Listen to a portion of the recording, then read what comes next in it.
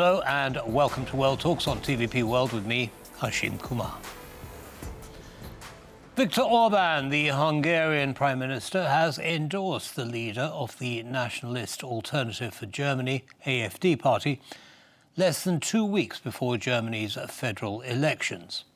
The meeting in Budapest, which has been styled to look like a meeting between two heads of state, could provide further momentum to the AfD's chances in the February 23rd vote. Today I met the future of Germany, Orban wrote on the X platform, giving Weidel his endorsement. What does this endorsement mean for the EU's biggest economy? Well, to explain this and related matters, we're joined by Andrzej Sadecki. He's head of Central European Department, Centre for Eastern Studies. Welcome to TVP World. Thanks for taking the time. Hello, pleasure to be here. So, what do you read into this? I mean, it's it looks to be quite a symbolic gesture on both sides. Well, yes, it's as you mentioned before, the scenography was very similar to an interstate even meeting with the flags. It was in the Prime Minister's office in Budapest on the Buda Hill. So the setting was very kind of interstate. While it is a meeting between a prime minister of an EU country and the leader of the opposition party in Germany, who is radical, who is considered so far as a party that was largely isolated in Germany. So the meaning of this meeting, and I think that was the intention of both sides, to show that AfD is not anymore isolated and that Orban is kind of contributing to, dismembering this cordon sanitaire around the party. Well, AfD is certainly not isolated. I mean, it's likely to be, the second largest party in Parliament after the election on the 23rd of February. So certainly that is going to impact German politics. But what is the message that he's sending? Is he simply saying, well, look, we have common platforms on certain areas. They can influence German politics. Maybe it's going to make life easier for political discussions between Germany and Hungary. What do you think?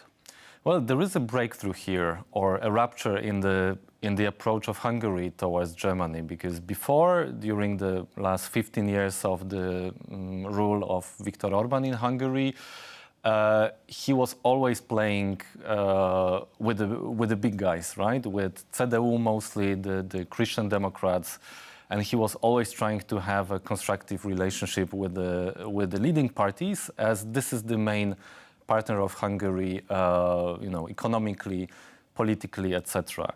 Here there is this is a novelty that he basically endorsed an opposition party, a party that will not be in government, most likely. I mean, if we see the opinion polls in Germany.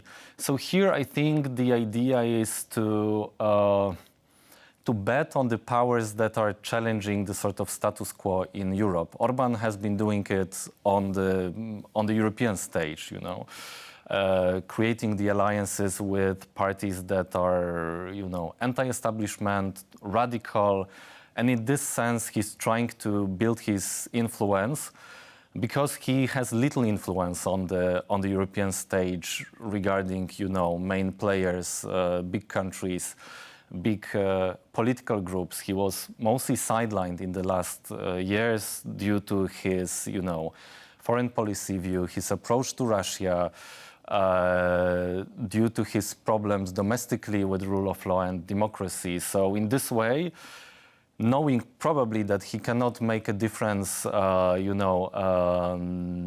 in relations with other countries, he supports these kind of forces that are challenging the status quo. Well, yes, but you say that, but I mean, his relationship with Fico in Slovakia, for example, and potentially the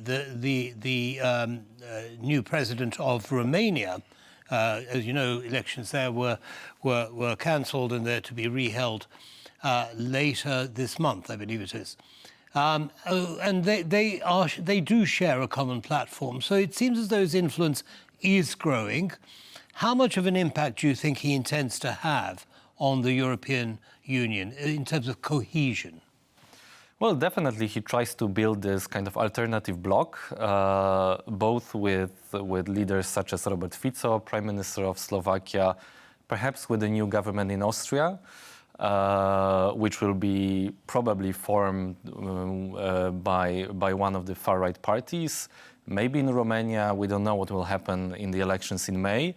But also he seeks alliance with the far-right parties in Western Europe, such as Rassemblement National in France, Marine Le Pen's party, some of the parties in Italy, Spain. Last weekend we had a meeting of the Patriots of Europe. His kind of partly his creation and an alliance of the radical right parties. But also he's emboldened by what's happening in the US. Well, he sees the momentum as, in a way that the politics in Europe or in the Western world is changing. Recently, Elon Musk supported AfD openly. So in this way, he's also emboldened to kind of, promote this alternative vision for the EU. How do you see this playing out? I mean, can you envisage Russian oil coming back into the EU? I mean, now it's rather unlikely. Of course, it's one of the things that that Orban advocates for. Also, AfD in Germany to get back to the trade with Russia. At this moment, it's rather unlikely. Of course, we don't know how the ceasefire and peace talks will develop in the coming months. We see that the process is gaining momentum, but it's very unlikely that Russia will stop its aggressive behavior towards the EU. And in this way, I don't think that there will be a momentum to get away with the sanctions on Russia. Understood. Okay, so let's just zoom out a little bit in terms of EU foreign policy and its support for Ukraine. We have the AfD, who is likely, as I said earlier, to be the second largest party in parliament. They're going to have an influence in Germany. What about the EU's commitment to Ukraine to support it for as long as it takes? I mean, when you've got these influences standing in the way of unfettered support for Ukraine, what do you expect to see happen? Well, so far it seems that the position of Hungary is rather isolated, equally the position of AfD. But it's true that these voices are gaining strength, even if they are not in a position to decide, really, whether we keep supporting Ukraine or whether we keep sanctions on Russia. These voices are getting stronger. On the other hand, we see that there is quite a strong counter-reaction. Maybe it even mobilizes the efforts by other countries, other forces to strengthen their support. So in a way, the vision that is painted by Orban or Alternative for Germany is kind of showing how dangerous it is actually to leave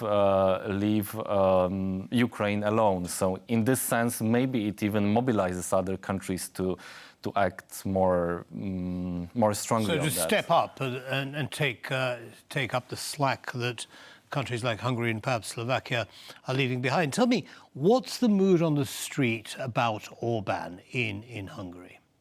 Well, it is changing. Hungary is in a quite difficult economic situation. And for the first time, Orban has a competitor. There is Peter Magyar, who appeared actually in Hungarian politics a year ago. And his party is now in the polls reaching the popularity of Fidesz. which of course we have a year until the elections. It will be in spring 2026. And Orban still has a lot of power, a lot of influence in the media, a lot of access to the funding for his party. So this will be a tight game. But I think for the first time, Orban has a real competitor. I mean, for the first time in the last 15 years, he has a real competitor. And it might be a tight game. Yes, well, I mean, it's in Russia's interest for Orban to stay in power, and Russia has shown its willingness to interfere in elections. Is this something that Hungary should be keeping an eye open for before their elections next year? Well, definitely in Russia's interest would be to Viktor Orbán to stay in power, even if he doesn't have the power to really impact what's important in the EU. He can kind of, delay certain decisions or he can promote the kind of narrative that it's good for Russia. I think Orban doesn't need Russian influence to keep a grip on Hungary. I think here he has control of most of the media. He has dominated completely the political scene. So we're going to see him for another term? Well, I wouldn't say it's so sure. I would say so a year ago. Now, with Peter Magyar, who is gaining strength, with economy becoming less and less of an advantage for Orban, and he's also promised to provide a stable future, is under question. On the other hand, with Trump, with changes in the EU, he feels that he might get the kind of, he can show that his vision is gaining strength. So here he's investing a lot in these international partnerships. Well, we shall wait and see how things evolve in Hungary and Germany, of course. Andrzej Sadecki, thank you very much indeed for taking time to share your analysis with our audience. Have a good evening. Thank you. And that's all from us in this episode of World Talks. Goodbye.